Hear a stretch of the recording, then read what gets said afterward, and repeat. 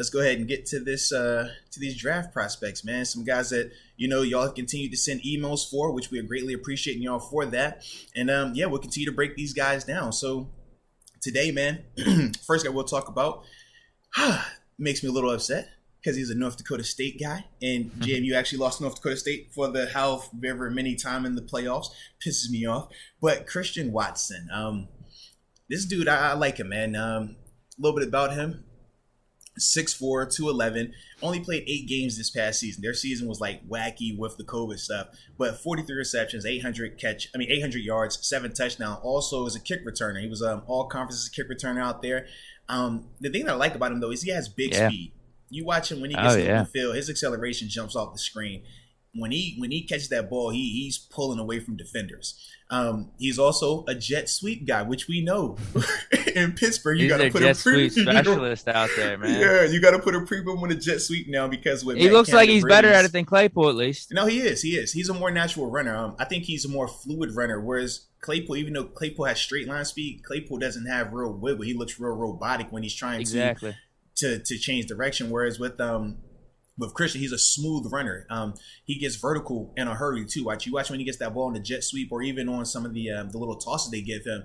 He's north and south. He's getting his shoulders downhill, and he's reading and weaving through the protection. Very similar to what you see when he's returning kickoffs. And I think that's why he's such a natural runner with the ball like that. I also think that he's more of a long strider than a twitchy guy, if that makes sense. Like, he's not going to kill you with routes off the line, but once he builds up, he's gone. And that's the thing with him. I think that in terms of him being a blocker, I think that he's not afraid to block. I don't think he's an overachiever in it, but he definitely put his face in the fan, and I do like that part. To me, he's definitely a true outside receiver. You can put him in the slot, but I think it's more situationally, like in the red zone, or if you're trying to just scheme up a look for him. That's kind of where I think that he really comes into play. But I also like his hands, man. I think that, he catches the ball really good with his hands. But I think ball placement matters with him, because I have seen when the ball is outside of his framework, he struggles to consistently bring those in. Now, at the Senior Bowl, he did a good job of it, but that's a small sample size. And I ain't gonna lie, man, some of the matches I've seen, he was cooking like the same dude over and over. And I'm like, all right, bro, I need to see you versus somebody else, because you just happen to have a good matchup. You know what I mean? But I'm still questioning, though, like some of the knocks I have on him, or some of the concerns I have, is he doesn't appear to be very explosive getting in and out of his breaks. So if I'm playing man-to-man on him, he could struggle to get separation. If you're playing against off-zone coverage and he's trying to run a in or an out-breaking route, because he's not bursty getting in and out of those breaks, a defender with good feet is going to be able to drive on those routes and really make it difficult for him. I also think that even though he's shown consistency with the 50-50 balls, he does it a lot with his body in terms of like cradle catching it. And versus NFL corners, we know NFL corners, they play through your hands. They know how to read the ball and things like that, just at a higher level than what he was facing, at North Dakota State. So those are some of the things that I'm a little bit concerned about with him. But I think that he is definitely a really good player. And yeah, I mean, the big speed is undeniable. It jumps off the screen, man. Yeah, and I think they had him clocked in at, was it 4.4, and that was back in high school.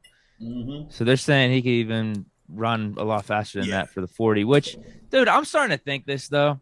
Why do we care that much about the 40? I know what I see on these highlights. I know what I see whenever I'm watching. Why do we need the 40s, dude? Well, why isn't hold on. I was going to bring this up, though. Why isn't what we saw from Malik Willis whenever they brought up that stat of him actually running in game like the second fastest time compared to all the NFL quarterbacks that were in there last year? All right, he's fast. That's all I need to know. I don't care about his 40. Because this is the thing.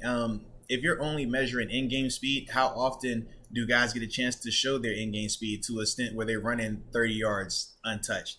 You might see a guy burst for 10, for 15, but you just don't know their top end speed. So this is no different like when you buy a car, right? And the car says, hey, you can go up to 140 miles an hour. You don't have to drive it at 140 miles an hour when you really care more about the horsepower and the torque and how it's actually tuned for when you're just driving it on a day-to-day, but you still want to know that it's capable to tap into that. So when I think of the receivers, that's, my biggest thing with it. It's more so just, hey, if I know this guy runs a 4.3 and this corner is a 4.7, it don't, like, just from scouting. I know. Okay, I could coach him. I could coach him yeah, on better release. I could coach him on better separation, and so I he know does get untouched. Yeah, he's gonna fly by this guy just based on those numbers. So that's the reason with it. Like I said, we joke about it because I really don't love a lot of stock in it, but it does have a context. It's no different than like the bench press. Like I don't want to see you bench press 225 40 times. Because if you're bench pressing 40 times, then you're probably on your back. But it lets me know that you're strong. It lets me know that you're definitely, stronger than the guy that only did it 4 times. And those type of numbers show up. Obviously you still got to have technique and still be a player. But it's just when you're talking about measuring these guys, it just gives you another element to help you evaluate just a little bit more context. That's kind of how I've been viewing it. So I'm with you. He looks smooth, like a smooth runner, also really fast. You can't teach the size, 6'4", 6'5". Also, like the blocking. Obviously, if we draft him, that's one of the highlights that you'll see from Steelers Twitter. People going crazy about, oh man, this guy blocks like Hines Ward. That's what happened with Claypool. You saw it was like the one time probably Claypool blocked in college. Yeah, because I don't think he's lived up to that blocking bill that we all thought whenever we picked him. But here's one of my questions. I'm just why not better production in college? Because he's flying up the draft boards right now. Everyone loves what he did in the Senior Bowl. This was the thing for him. He had, I think, 1 season with Trey Lance. Then they had their season cut short. They played 1 game. Then they came back and they were switching quarterbacks. So like I said, he only played 8 games. The quarterback situation was crazy, but it was more so because of how their school was conducted or handling the COVID stuff. So that's more so why I look at his numbers being what they were versus some of these other guys that we'll talk about. Okay, so that's why he's flying up the draft. Yeah, but I wouldn't make it more of a red flag. I just think more so I want to see him versus just better competition because some of the corners that he was running by, it's like these aren't NFL caliber guys, But you see him at the Senior Bowl, and it's like, okay, well, this looks a little bit better. But once again, I felt like at times he had really good matchups in practice where it's like you keep going against the same guy. Like, I want to see you against this guy or that guy, that's all. Yeah. Okay. Yeah, because 800 yards, 7 touchdowns this last year, looking like in 11 games. I mean, those are pretty good stats. I would just think if he's going up against that competition, it'd be like 1,400 yards, double-digit touchdowns. I feel you on that. But the quarterback play does matter. Yeah, but 100%. You factor in the rushing yards, you factor in the kickoff return yards, you can see he is definitely a player, though, man. Yeah, for sure. So I like him. Like if we could, is second round too high for him? You think? No, like honestly, third round would be the perfect range for him. Yeah, third round is ideal, but I think for him, man, if he goes out because there of that speed, right? If he runs 4.3 or low 4.4, he could sneak into that late back end of the first round. But I see him realistically in that second or third throw, and it really just depends on how fast he runs. Because it's one thing to talk about, it's one thing to see it on tape. It's another thing when you go out there and actually run it. Think about Darius Hayward-Bay. Like Hayward went super early because of what? He just went out there and put that 4.3 on tape. And it was the Raiders. It was the Raiders. They couldn't help themselves. But think about, but just in all seriousness though, when he put that 4.3 on tape, it changed everything. It changed the narrative.